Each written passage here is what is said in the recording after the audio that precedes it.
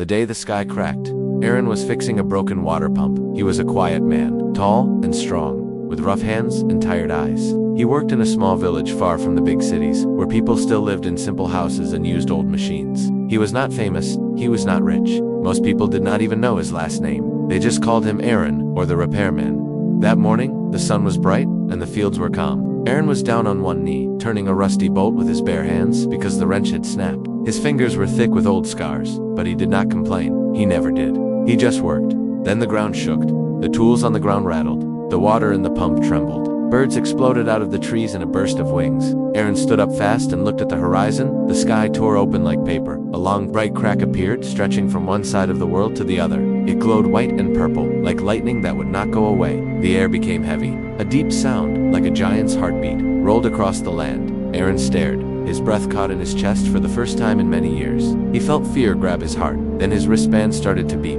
He had almost forgotten he wore it. It was an old band, black and plain, with a small cracked screen. He had found it years ago, half buried in metal junk near the ruins of an old lab. When he put it on back then, it had flashed once and gone quiet. He tried to open it, fix it, understand it. He failed. So he just kept it, like a broken watch. Now, after all these years, it had come alive.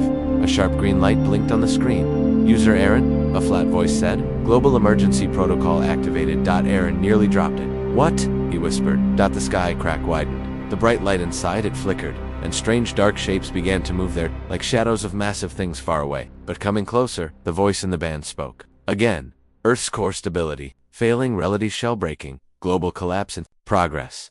Aaron did not understand most of those words. He was not a scientist. He was just a man who fixed broken things. Identified, compatible anchor host. The voice said. You, Aaron blinked. Me. You must be broken. The band did not care about his doubt. Instructions: place bare, hands on earth. Maintain contact, do not let go. Aaron looked around. The ground, his hands? This sounded insane. But the crack in the sky grew wider, and the air buzzed with strange energy. The village kids were running outside now, pointing and crying. Somewhere, a woman screamed. He had no idea what was happening, but he knew one thing. When something broke, you tried to hold it together, at least until you could fix it. Slowly, Aaron knelt down and placed both of his hands flat on the ground. It felt like touching the skin of some huge animal. The earth under his palms was warm. Then it became hot. Pain shot up his arms. He clenched his teeth but did not pull away. Anchoring, the band said. Link initiated. The world changed suddenly. Aaron was no longer just in his small village. In his mind, he could feel everything. Every stone, every root, every grain of soil. He felt mountains like heavy bones. He felt oceans like deep, slow breaths. He felt cities like metal knots. The whole planet pressed against his mind, heavy and loud. He gasped, but his hands stayed on the ground. Far above, the crack in the sky slowed its widening, like someone pressing on a wound to stop the bleeding. The strange dark shapes in the crack jerked, as if something resisted them. Stress level extreme, the band said. Host at risk, continue. Aaron's arms burned as if they were on fire. His fingers shook. His knees wanted to give way. But then he heard something behind him. The voices of children crying, the sound of his neighbor calling his name, the fear in their words. He remembered fixing roofs after storms so people could sleep dry. He remembered rebuilding a broken bridge so an old man could cross the river to see his grandson. He remembered his mother's voice long ago, saying, Aaron, when something breaks, you fix it. That's what your hands are for. He tightened his grip on the earth, pressing his fingers into the dirt. Yes, he whispered, continue. The band reacted at once. Energy transfer, I progress, it said. Host physical limits exceeded. Adaptation required. Aaron felt something move in his body. It was like invisible hands pushing his blood, stretching his bones, making his muscles harder, his skin thicker. The pain did not vanish, but it changed. It became something he could stand. The sky crack flickered again. Inside it, Aaron now sensed more clearly what was there. It was not just light, it was a force, like a huge claw trying to pull the world apart. Something from outside, from a place without air or ground or life, was tearing at the edges of Earth's reality. He did not know the words for it, but he knew the feeling. Something wanted to take us home. He pushed back. His fingers dug into the soil. He imagined holding a heavy machine together while he tightened its bolts. He imagined keeping a falling wall from crushing someone. He imagined his hands as clamps on the world itself. In his mind, he grabbed the edges of the crack and pulled. The earth shook harder. Trees bent. Houses rattled. The people in the village fell to the ground, scared and crying. But slowly, the crack in the sky stopped growing. Its bright edges trembled. Far away, in space beyond sight, great invisible forces pulled against him. They tried to rip the planet away from him like someone trying to steal something from his hands. Core anchorage at 50%, the band said. Hold. Aaron's breath came in short, hard gasps. Sweat poured down his face. His vision blurred. His heart pounded so loud it echoed in his ears. Every part of his body screamed at him to stop, to let go, to rest, but he did not. He could feel lives all over the planet now. Tiny sparks on the dark surface, people moving, animals running, rivers flowing. He did not know their names. They did not know his, but they were all standing on the same ground he held. He could not let go. More power surged through him. His hands felt like they were melting into the soil. His fingers were numb now, not from lack of feeling, but from too much. It was like his nerves were wires connected straight into the planet's heart. 70%, the band said. Reality shall repair, in progress. Aaron's lips cracked as he tried to speak. No words came out. He only grunted, low and rough, like someone lifting something far too heavy but refusing to drop it. The crack in the sky began to shrink. Slowly. Like a closing wound, the bright line drew inward. The dark shapes behind it twisted and pulled and fought, but the opening narrowed all the same. The purple-white light dimmed. The strange sound faded. In cities across the world, people pointed at the sky in disbelief and hope. In deserts, in forests, on ships, in towers, eyes watched as the impossible tear in the heavens sealed. In a small village, one man knelt in the dirt with his hands pressed into the earth. 80. Even the machine voice now sounded strained. Warning. Host body at critical limit. Aaron's face was pale. Blood dripped from his nose. His shoulders shook, but his hands did not move. He pressed them deeper, nails tearing, skin ripping, dirt mixing with blood. Just a little more, he thought. Just hold a little more. 95%, the band reported. Final anchoring. Above, the last thin line of the crack flickered like a weak spark and then went out. The sky returned to its normal blue, calm and empty, as if nothing had ever happened. The earth under Aaron's hands cooled. The deep, terrible pressure vanished. The voice in the band spoke again. Softer now. Global collapse prevented, it said. Earth stabilized. Host released. Aaron's fingers loosened. He fell forward onto the ground, chest heaving, face pressed to the soil he had just saved. His arms felt like they were made of stone. His hands would not close. He could not feel them. For a moment he thought he might die there, quietly, with no one really knowing what he had done. Then he heard footsteps. Voices. People from the village ran toward him, shouting his name, their faces messy with tears and dust. Someone turned him gently onto his back. Children stared at his hands with wide eyes. They were burned, cracked, covered in dried blood and dirt. What happened? Someone cried. What did you do? Aaron tried to smile, but his lips only twitched. His voice came out dry and soft. I held on, he whispered. Above them, the sky was whole. The world was still there. The man who fixed broken pumps and bridges had just held an entire planet together with his bare hands. Aaron woke up in a small medical room with a ceiling made of old wood. For a moment he thought everything had been a dream. The crack in the sky, the shaking earth, the burning in his arms, it felt too heavy and strange to be real. His mind was blurry, like someone had wrapped it in fog.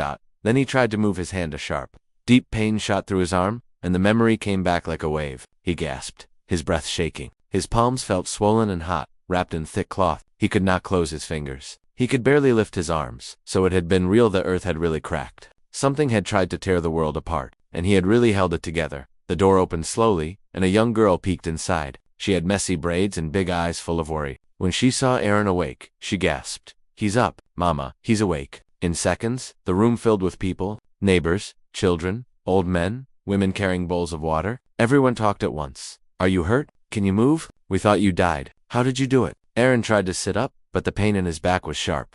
Slow, one of the women said, gently pressing his shoulder. You were burning when we found you, like your hands were on fire. Aaron looked at his bandaged hands. He remembered the ground under his palms, burning like hot metal. He remembered the strength pulling from him until he thought he would break. I'm fine, he said softly. It was not true, but he did not want anyone to worry. A man with gray hair stepped forward. He was the village elder, always calm and wise. He looked at Aaron long and hard. You saved us, the elder said. You saved everyone. Aaron shook his head weakly. I only tried to help. I don't even know what I did. The elder pointed to Aaron's wrist. The band, he said.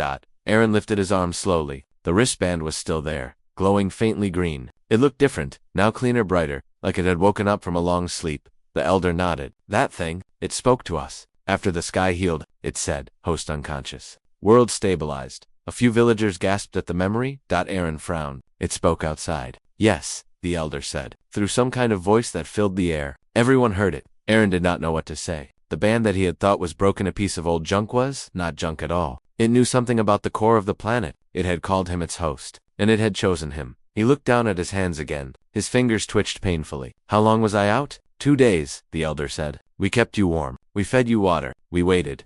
Aaron tried to sit up again. This time, he managed. Though his whole body hurt like he had been crushed by a mountain, the people stepped aside, giving him space.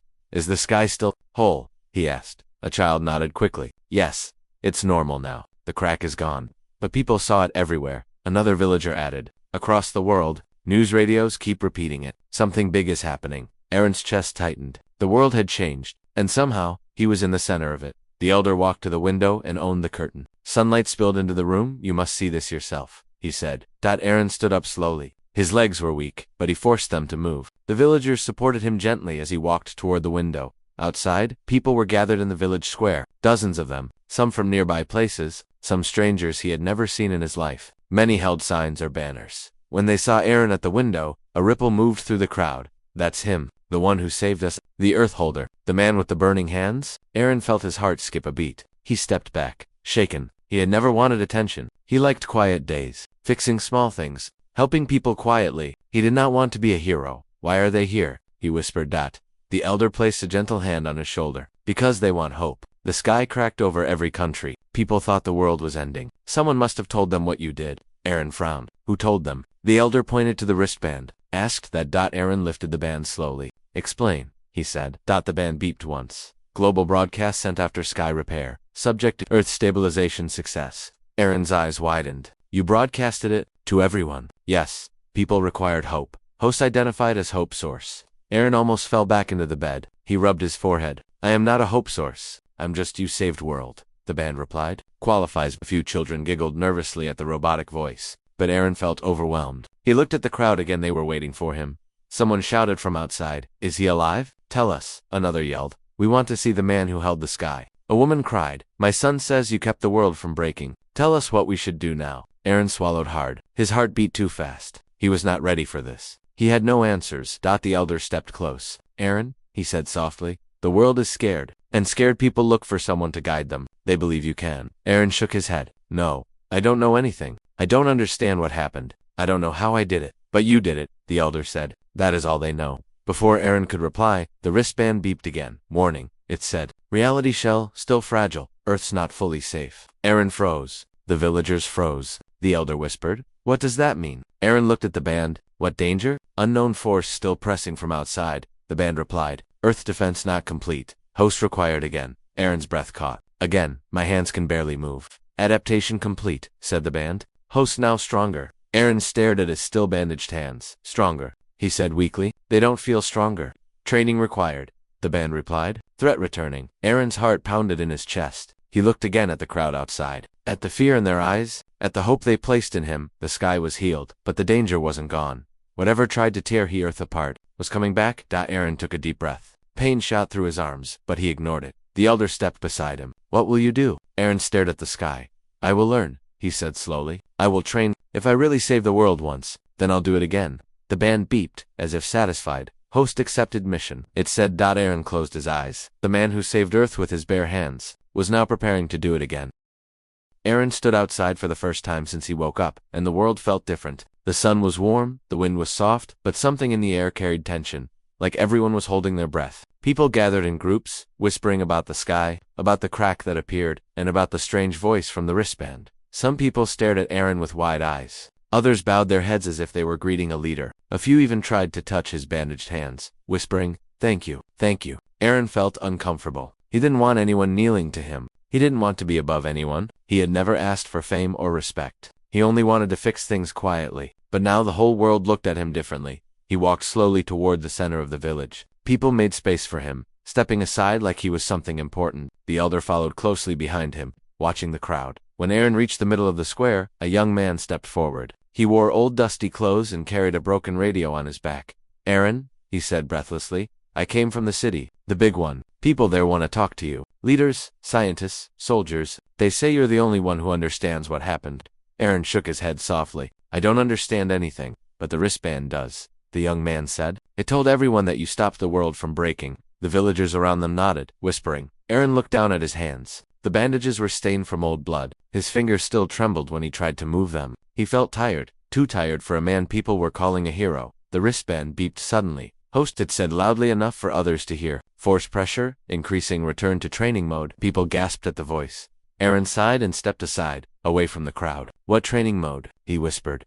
Earth Defense Protocol, the band replied. Host must prepare for next breach. Aaron rubbed his forehead. I barely survived the first one. Host physical system adapting, the band said. New strength levels available. Aaron frowned. Why me? Why was I chosen? I'm just a repairman. Host harmony rate with Earth, 99.7%, the band answered. Ideal? Aaron didn't understand. Harmony. What harmony? The band paused, then spoke again. You listen to the Earth. You fix what is broken. You hold things together. No turgeon monarchs or matches. Aaron was quiet for a long moment. Maybe it was true. Maybe saving things was the only thing he was ever good at. Maybe that was enough. The village elder approached him again. Aaron, he said softly, whether you want it or not, you are the only one the world can rely on right now. Aaron turned to him. I'm scared, he admitted. The elder nodded. We all are. But you stood when the world fell apart. That means something. Aaron closed his eyes and breathed slowly. He thought of the moment his hands touched the earth. He remembered the planet's heartbeat, the mountains, the oceans, the weight of everything. It frightened him, but it also felt familiar, like a machine he had worked with before, only much bigger. After a long moment, he opened his eyes. What do I need to do? Before the band could answer, a loud rumble shook the ground, like distant thunder. The villagers grabbed each other. Chickens scattered. Dust fell from rooftops. Aaron felt the vibration through his feet, deep and heavy, like something enormous was moving far below the surface. The ground, it's shaking again. Someone screamed. No. Another shouted. Not again. But the shaking stopped quickly. Just one shortwave. The sky above remained calm. Aaron raised his wrist. What was that? The band responded instantly. Event. Shadow pressure test. Unknown force probing Earth. SHL. Aaron's heart tightened. It's testing like poking the world to see if it breaks. Yes, the band said. Hosts must train now. Aaron looked at the people staring at him, frightened and hopeful. He did not want them to see him weak. He did not want them to think he might fail. So he stood taller, ignoring the pain in his arms, and began walking toward the edge of the village. Where are you going? The elder called. I need a quiet place, Aaron said. Somewhere I can train without hurting anyone. The villagers followed behind him at a distance. He reached a wide empty field near the trees. The ground here was soft and quiet. Birds sat on branches, watching. Aaron stopped. Here, he whispered. The wristband glowed. Training mode activated. Aaron braced himself. Place hands on earth, the band said. His hands were still wrapped in cloth. They throbbed with pain, but he knelt slowly, gently pressing his bandaged palms against the ground. Instantly, he felt it again, the world not as strong as before, not that heavy, overwhelming weight, but like a soft echo. He could feel the ground beneath his skin. He could sense the tiny movements of roots, the quiet stir of soil, the slow heartbeat of the earth far below. He gasped softly. It's softer. Yes, the band said. Training level 1, low pressure. The ground trembled slightly under his hands. Aaron held firm. His arms still shook from pain, but the pressure was mild this time, manageable. He pushed back gently, like tightening a loose screw instead of holding a collapsing wall. Good, the band said. Host response improving. Aaron breathed slowly. He felt the earth's heartbeat match his own.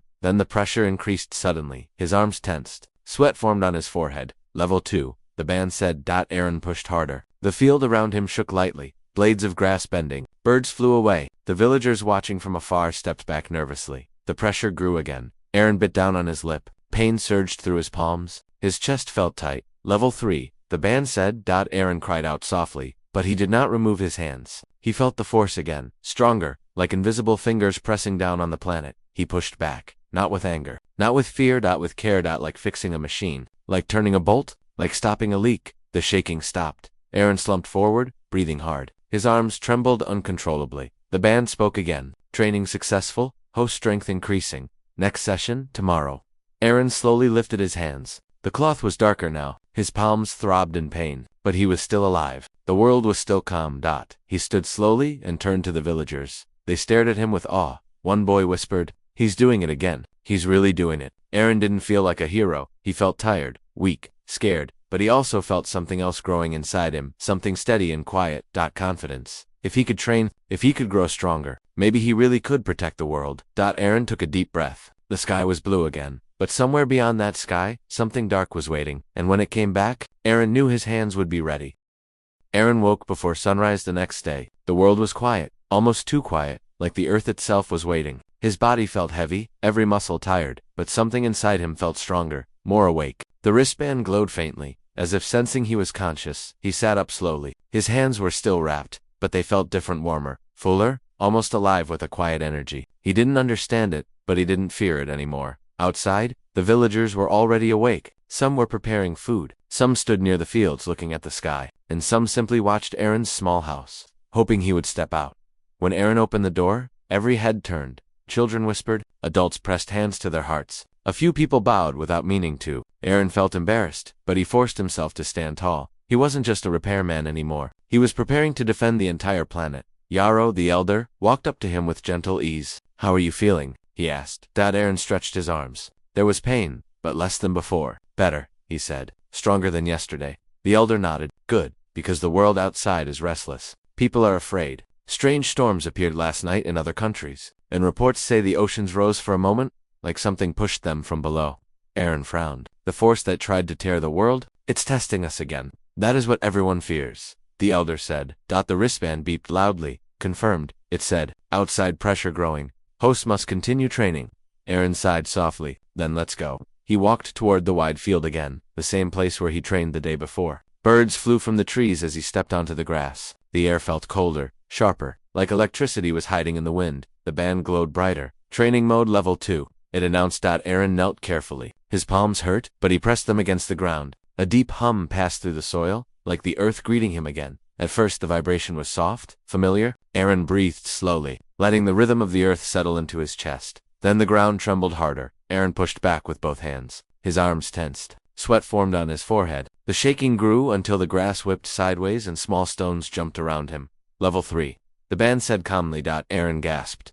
But he didn't lift his hands. His fingers dug deeper into the soil. The pressure on his mind grew stronger too, like a weight on his thoughts. He closed his eyes and focused. He imagined tightening a bolt, straightening a broken pipe, holding a heavy beam in place. These were things he understood. The earth felt like a giant version of those things, complex, but still a machine that needed to be held together. Slowly, the shaking faded. Aaron exhaled shakily and fell forward on his hands. "Good," the band said. "Host adaptation increasing." Aaron tried to stand, but his knees buckled. He stayed kneeling for a moment, catching his breath. Then the ground shook again, this time not from training. Villagers gasped. Chickens scattered. A cart toppled. People grabbed trees and each other. The wristband beeped sharply. "Alert, outside force, spike, new breach forming." Aaron's heart stopped. "Where?" he shouted. "Multiple locations," the band replied, "but main tier forming near ocean coast. Massive energy buildup detected." Aaron stood, ignoring the pain in his legs. "How far?" 3 hours run, the band answered. "Host must leave now." Aaron turned to the villagers. They looked terrified, unsure what was happening. "The world needs me again," Aaron said softly. A child ran up to him and grabbed his coat. "Will you come back?" Aaron knelt and gently placed a hand on the child's shoulder. "I'll try," he said. The elder nodded firmly. "Go. We will hold the village safe." Aaron began running. He ran across fields, through quiet forests, and past long dusty roads. His legs hurt. His lungs burned. But he didn't stop. Every step felt like it carried the weight of the entire world. After more than an hour, the band spoke again. "Host heart rate extreme, suggested rest." Aaron shook his head. "No time." "Understood," the band said. Another hour passed. Aaron reached a cliff overlooking the ocean. The water roared below, but it wasn't normal. The waves twisted upward, like invisible hands were pulling them into the sky. The air sizzled with bright purple electricity. Then he saw it. The crack it hung above the water, huge and glowing, bigger than the last one he faced. Wind spiraled around it. The ocean rose like a tower of water underneath it. The sky shook with deep thunder. Aaron's legs trembled. He had never seen anything so terrifying. "Host must anchor now," the band said urgently. "World break rate high." Aaron stepped to the edge of the cliff. His heart was pounding so loud he couldn't hear the ocean anymore. He knelt. Slowly, painfully, he unwrapped his bandages. His palms were red, cracked, and scarred. They looked weak, but Aaron knew now.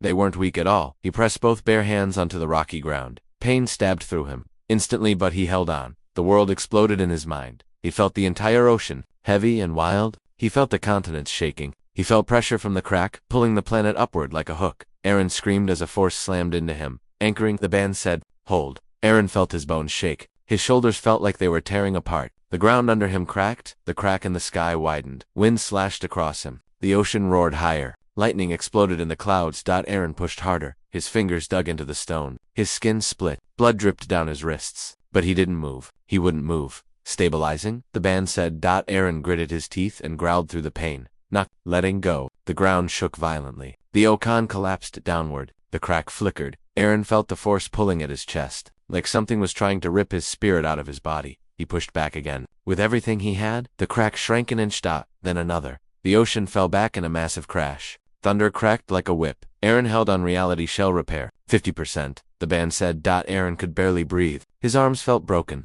His heart pounded painfully, but he kept his palms pressed to the earth. 60%, 70, 80. Aaron single quotes his vision blurred. His head dropped. His fingers slipped, but he forced them back. Down and at 5%. Aaron screamed in agony. Then the crack snapped shut. The ocean fell silent. The sky turned blue. Aaron collapsed forward, face pressing into the dirt. His hands twitched weakly. His breath came in small gasps, but he was alive. The wristband spoke softly. World saved. AGAIN. Aaron closed his eyes. He couldn't move, but he managed a small smile. The man who saved Earth with his bare hands had saved it again.